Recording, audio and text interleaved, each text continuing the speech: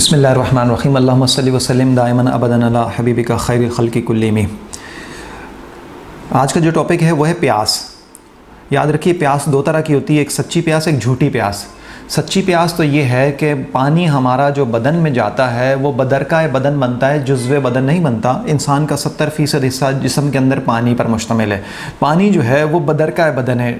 बदरका यूँ कह लें सादी ज़ुबान में ट्रांसपोर्टेशन है। हम जो भी ग़िज़ा खाते हैं तो उस ग़िज़ा के लतीफ़ अज्ज़ा को पानी अपने कंधे पे उठाकर पूरे बदन तक पहुँचाता है और फिर आखिर में बरास्ता पेशाब और बरास्ता पसीना बदन से खारिज हो जाता है। गोया बदर का बदन है।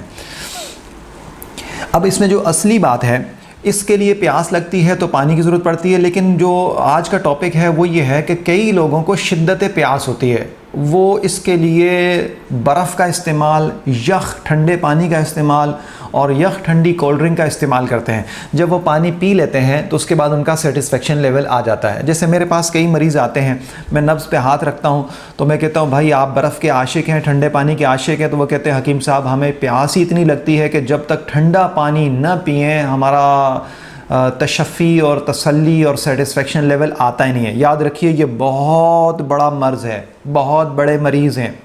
अब आप पूछिए इसकी बुनियाद क्या है? इसकी बुनियाद बलगम है, क्योंकि सफ़रा की ज़ियादती प्यास को नहीं बढ़ाती। हमारा तिब्ब कदीम का उसूल है कि सफ़रा की ज़ियादती प्यास नहीं बढ़ाती, बलगम की ज़ियादती बदन में शिद्दत प्यास को पैदा करती है। चाहे वो छोटे बच्चे हों, चाहे वो मर्द हो, चाहे वो औरत हो, जिसके अंदर बलगम ज़्यादा होगा उसको शिद्दत प्यास लगेगी। अब शिद्दत प्यास क्यों लग रही है? दरअसल मैदे के आसाबी पर्दे पर वर्म हो जाता है और बलगम मैदे में गिरता है। उस बलगम की शिद्दत के सबब से पेट में आग लगती है, जलन होती है। जो हमारा मैदे में कैलूस होता है उसमें बलगम की ज़्यादती की वजह से अंदर एक ताफ़ुन पैदा होता है, जिससे एहसास प्यास पैदा होता है। और हम समझ रहे होते हैं कि हमें पानी पीने की ज़रूरत है और पानी भी ठंडा पीने की ज़रूरत है। तो ऐसे मरीज़ आम तौर पर यख़ ठंडा पानी पीते हैं तो कहते हैं हाँ अब सुकून आया। लेकिन ये सुकून चंद मिनट का होता है। चंद मिनट के बाद उनको फिर क्या होती है, फिर गैस पैदा होती है, तेज़ाबियत ज़्यादा होती है, ऐसे पेट फूले होते हैं। इन लोगों के वज़न बढ़ना शुरू हो जाते हैं। आम तौर पर ऐसी औरतें ज़्यादा होती हैं जो ये कहती हैं कि हकीम साहब हमने तो खाना पीना बिल्कुल कम किया हुआ है, उसके बावजूद चौड़ी हो रही हैं। हम तो हवा से भी मोटी हो जाती हैं, या हमारा जो बदन है वो हवा से भी फूल रहा होता है। असल बात ये होती है कि वो ठंडे पानी के आशिक लोग होते हैं और ठंडा पानी इसलिए पी रहे होते हैं कि मैदे में बलगम की ज़्यादती के सबब से शिद्दत प्यास पैदा हो रही है और उनका जहन कहता है कि ठंडा पानी पी के हम हालत सुकून में आ जाएंगे। ऐसा हरगिज़ नहीं है।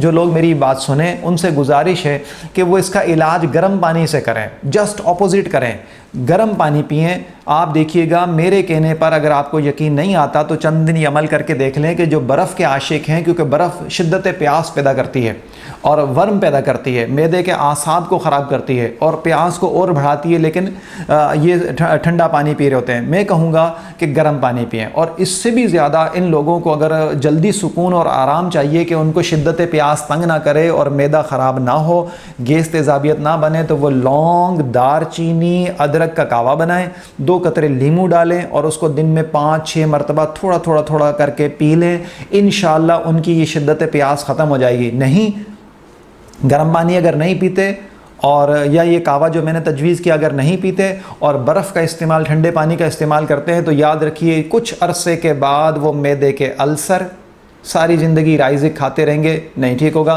मैदे के अल्सर, H. पायलोरी, गैस, बदहज़मी, सख्त ख़राब मिजाज, शिद्दत पेशाब यानी रात भर इनको पेशाब आता रहेगा।